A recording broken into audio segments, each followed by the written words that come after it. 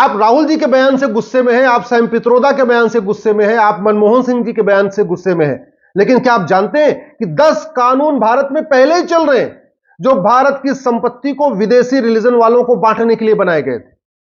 1894 में अंग्रेजों ने कानून बनाया था लैंड एक्विजिशन एक्ट, और लाखों एकड़ जमीन चर्च को दे दिया, मिशनरीज को दे दिया, स्कूल बनाने के नाम पे दे दिया, हॉस्पिटल बनाने के नाम पे दे दिया। पूरे देश में जो सिविल लाइन बनी है वो सिविल लाइन उसी 1894 वाले कानून से ही बनी है। जहां जहां सिविल लाइन है वहां ज्यादातर जमीन चर्च के पास है, या तो उन्होंने कब्जा कर रखा है किसी न किसी तरीके से, और वो जमीन आज तक ली नहीं गई है। तो भारत के संसाधनों पे, भारत की जमीन पे, भारत के जो संपत्ति है उस पे विदेशियों को कब्जा देने के लिए 10 कानून पहले से चल रहे हैं। उसमें पहला कानून था 1894 का लैंड एक्विजिशन एक्ट, और वो जमीन वापस नहीं हुई। दूसरा संविधान में दो आर्टिकल जोड़े गए, आर्टिकल 35 है, आर्टिकल 370। उद्देश्य क्या था कि कश्मीर की जमीन को बांट दिया जाए, कश्मीर पे जो पूरा का पूरा अल्पसंख्यकों का कब्जा हो जाए, और नतीजा हुआ भी, पूरा का पूरा कश्मीर खाली हो गया। हिंदू जैन बौद्ध सिख वहां से भाग आए और पूरा का पूरा वहां अल्पसंख्यकों का कब्जा हो गया। भारत की जमीन पे अल्पसंख्यकों को कब्जा देने के लिए 1954 में नेहरू जी ने वक्फ एक्ट बनाया था। उस वक्फ एक्ट को नेहरू जी ने बनाया, इंदिरा जी ने मजबूत किया, राजीव गांधी ने और मजबूत किया, नरसिंह राव ने और मजबूत किया, मनमोहन सिंह ने और मजबूत किया। आज की डेट में लाखों एकड़ जमीन वक्फ बोर्ड लेके बैठा हुआ है। तो उद्देश्य इसका भी यही था कि भारत के संसाधनों पे अल्पसंख्यकों का कब्जा हो जाए। उसके बाद भारत के संसाधनों पे अल्पसंख्यकों को कब्जा देने के लिए मठ मंदिरों को सरकार ने मठ मंदिरों को अपने कंट्रोल में ले लिया।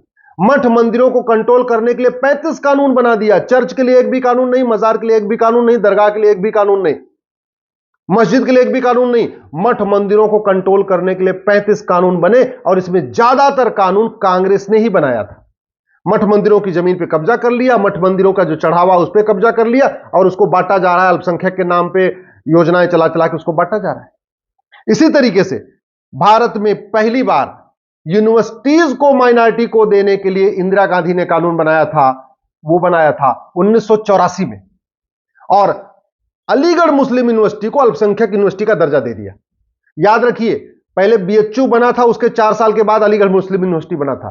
बीएचयू को हिंदुओं को नहीं दिया गया, लेकिन अलीगढ़ मुस्लिम यूनिवर्सिटी को मुस्लिम्स को दे दिया गया। और कानून कब बना? 1984 में बनाया था इंदिरा गांधी ने। 1985 में एक और खतरनाक कानून बना भारत के संसाधनों पे अल्पसंख्यकों को कब्जा देने के लिए। वो सिटीजनशिप एक्ट में सेक्शन 6 से जोड़ दिया। ये जोड़ा था राजीव गांधी ने, और एक ही झटके में सेक्शन 6 से जोड़ के असम में लगभग 60 लाख बांग्लादेशियों को नागरिकता प्रदान कर दिया। और नागरिकता प्रदान करने का मतलब कि भारत के संसाधनों पे घुसपैठियों का कब्जा हो गया। उसके बाद 1991 में प्लेस ऑफ वर्शिप एक्ट बना। प्लेस ऑफ वर्शिप एक्ट बना के बाबर, हुमायूं, तुगलक, गजनी, गोरी ने जितने हमारे मंदिरों पे कब्जा किया था उन सबको लीगलाइज कर दिया गया। उद्देश्य क्या था कि जितने हमारे मंदिर हैं उस पे किसका कब्जा हो जाए? अल्पसंख्यकों का। उसके बाद 1992 में एक और कानून बना, नेशनल माइनॉरिटी कमीशन एक्ट। इस कानून को बना के भारत में एक अल्पसंख्यक आयोग बनाया गया। बाद में अल्पसंख्यक कल्याण मंत्रालय भी बनाया गया।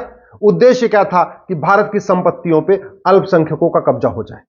उसके बाद 2004 में एक national minority commission education institution act बनाया गया, और भारत में बहुत सारी यूनिवर्सिटीज को अल्पसंख्यक यूनिवर्सिटी का दर्जा दिया गया। कहने को उसको माइनॉरिटी यूनिवर्सिटी का दर्जा दिया गया, वास्तव में उसको मुस्लिम यूनिवर्सिटी का दर्जा दिया गया। उद्देश्य क्या था कि भारत के ज्यादातर यूनिवर्सिटीज पे, बहुत सारे कॉलेजों पे अल्पसंख्यकों का कब्जा हो जाए, मुस्लिम्स का कब्जा हो जाए। उसके बाद उससे भी नहीं पेट भरा, 2012 में all India Muslim personal law board की बैठक होती है राहुल गांधी के साथ। All India Muslim personal law board कहता है कि आप मदरसों को राइट टू एजुकेशन के दायरे से बाहर निकालिए, और तुरंत राइट टू एजुकेशन एक्ट में एक से धारा जोड़ी जाती है, और मदरसों को राइट टू एजुकेशन एक्ट से बाहर निकाल दिया जाता है। उद्देश्य क्या है कि ज्यादा से ज्यादा मदरसे खुले, मदरसों की कोई ऑडिट ना हो, मदरसों पे सरकार का कोई कंट्रोल ना हो, और मदरसे खुलते चले जाएं, और जितना ज्यादा मदरसा उतना ज्यादा भारत की संपत्ति पे उस मुस्लिम का कब्जा। इसलिए मैं कह रहा हूं, आप अगर राहुल गांधी के बयान से चौंक रहे हैं, सैम पित्रोदा के बयान से चौंक रहे हैं, मनमोहन सिंह जी के बयान से चौंक रहे हैं, तो आप इसका मतलब कहीं भ्रम में है।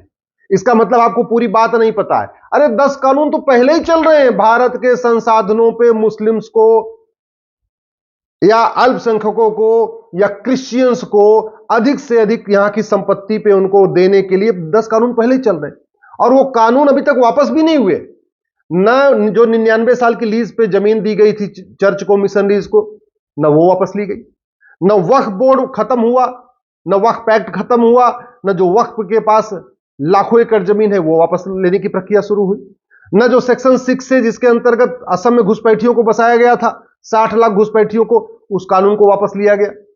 तो अब इसलिए मैं आप लोगों से निवेदन कर रहा हूं, चुनाव का माहौल है, 5-5 हजार फेसबुक फ्रेंड बनाइए, अधिक से अधिक ऐसे वीडियोज को शेयर करिए जो कड़वी सच्चाई बोल रहे हैं, और ये जो लोग ऐसे महापाप किए हैं उनको सबक सिखाइए। ये महापाप कांग्रेस ने किया है और आज से नहीं कर रहा, नेहरू जी के जमाने से हो रहा है। आखिर वक्फ बोर्ड की शुरुआत तो नेहरू जी ने किया ना, घुसपैठियों को बसाने की शुरुआत राजीव गांधी ने किया, अलीगढ़ मुस्लिम यूनिवर्सिटी को अल्पसंख्यक का दर्जा देने की शुरुआत किसने किया? इंदिरा गांधी ने। तो एक के बाद एक जो कानून बनते गए, 1991 में हमारे मठ मंदिरों पे जो कब्जा करने के लिए कानून किसने बना? प्लेस ऑफ वर्शिप एक्ट, उस समय में नरसिम्हा राव की सरकार थी। भारत में बांटने के लिए और अल्पसंख्यक मंत्रालय शुरू करने के लिए, अल्पसंख्यक आयोग शुरू करने के लिए कानून किसने बनाया? वो भी कांग्रेस ने बनाया। तो ये जो 10 कांग्रेस ने कानून बनाए हैं, इन कानूनों को वापस लेने के लिए आवाज उठाइए। बहुत बड़ी संपत्ति पे, बहुत बड़े संसाधनों पे पहले से ही कब्जा हो रखा है, बहुत बड़े संसाधनों पे क्रिश्चियंस का कब्जा है, मुस्लिम्स का कब्जा है। नया विरासत टैक्स नहीं भी आएगा तो पहले ही इतना कब्जा हो चुका है। मजार बना के कब्जा किया गया है, दरगाह बना के कब्जा किया गया है, चर्च बना के कब्जा किया गया है, जगह जगह मस्जिद बना के कब्जा किया जा रहा है, सड़क के किनारे अवैध निर्माण करके कब्जा किया जा रहा है। वो तो कंटिन्यू सतत चल रहा है ना, वो तो रुका नहीं है। समाधान क्या है? समाधान है कठोर कानून। घुसपैठ के खिलाफ कठोर कानून बनाना पड़ेगा। ये 1946 वाला कानून खत्म करना पड़ेगा। घुसपैठियों की 100% प्रॉपर्टी जब्त करने, उनकी नागरिकता खत्म करने और घुसपैठियों को, मददगारों को आजीवन कारावास, फांसी देने के लिए कानून बनाना पड़ेगा। नहीं तो घुसपैठी आते जाएंगे और आज नहीं तो कल, जैसे एक सेक्शन 6 से जोड़ के पूरे असम में घुसपैठियों को बसा दिया गया। कभी गलती से अगर कांग्रेस की सरकार बनी तो याद रखिए, इस सिटीजनशिप एक्ट में बदलाव फिर कांग्रेस करेगी, जैसे उन्होंने पहले 6 से जोड़ा था सिटीजनशिप एक्ट में उनको बसाने के लिए, बांग्लादेशी घुसपैठियों को। ऐसे ही कोई एक नई धारा जोड़ेंगे और पूरे देश में जो 5 करोड़ घुसपैठिए रहते हैं, इनको सबको नागरिकता दे देंगे। अभी तो उन्होंने असम में दिया है। जिस दिन कांग्रेस की सेंट्रल में सरकार बनी, सेंट्रल गवर्नमेंट सरकार उनकी बनी, तुरंत सिटीजनशिप एक्ट को बदलेंगे और कहेंगे भैया आज की डेट में जितने लोग भारत में रह रहे हैं, एनआरसी तो भूल जाइए, वो सीधे कानून बना के बोलेंगे आज की डेट में जितने भारत में लोग रह रहे हैं सब के सब भारतीय है। अगर हमने वक्फ एक्ट को खत्म नहीं किया तो याद रखिएगा, ये जो बेतहाशा जमीनों पे कब्जा हो रहा है, ये रुकेगा नहीं। और जब जमीनों पे कब्जा हो गया, असली लड़ाई तो जमीनों की है ना, कि किसकी जमीन पे किसका कितना कब्जा है।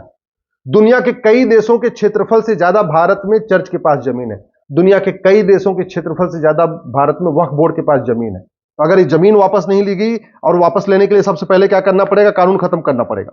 कानून को, ये प्लेस ऑफ वर्शिप एक्ट बना के काशी, मथुरा, भद्रकाली, भोजशाला, अटाला, पूरे देश भर में जो मुगलों ने कब्जा कर रखा था हमारे मठ मंदिरों को, उसको लीगलाइज कर दिया गया। जब तक ये कानून नहीं खत्म होगा तब तक आपको जमीन वापस नहीं मिलेगी। सबसे पावरफुल होता है कानून। नेता कोई पावरफुल नहीं होता, न राष्ट्रपति पावरफुल होते हैं, न प्रधानमंत्री पावरफुल होते हैं, न मुख्यमंत्री पावरफुल होते। पावरफुल होता है कानून। भारत में कानून का राज है। जब तक ये घटिया कानून चलते रहेंगे तब तक 1 इंच जमीन आपको वापस नहीं मिलेगी। अगर आपको जमीन वापस लेनी है, वक्फ बोर्ड से जमीन वापस लेनी है, तो वक्फ बोर्ड को खत्म करना पड़ेगा, वक्फ एक्ट को खत्म करना पड़ेगा। अगर आपको जो चर्चेज के पास लाखों एकड़ जमीन है उसको वापस लेना है, तो कानून खत्म करना पड़ेगा, जमीन वापस लेना पड़ेगा। ये जो जगह जगह मदरसे बनते जा रहे हैं, एकदम पूरी तरीके से मज़ारें बनती जा रही हैं, दरगाहें बनती जा रही हैं, जगह जगह बनती जा रही हैं, इनको रोकना है। अवैध निर्माण के खिलाफ कठोर कानून बनाना पड़ेगा। मैं आपसे आग्रह करता हूं, कांग्रेस की कड़वी सच्चाई को, कांग्रेस की इस घटिया सोच को जन जन तक पहुंचाइए और पता चलना चाहिए लोगों को कि ये जो विरासत टैक्स अभी लाने की बात कर रहे हैं, जो अभी कह रहे हैं हम अभी ऑडिट कराएंगे, इसके पहले ही कांग्रेस 10 कानून पहले ही बना चुकी है।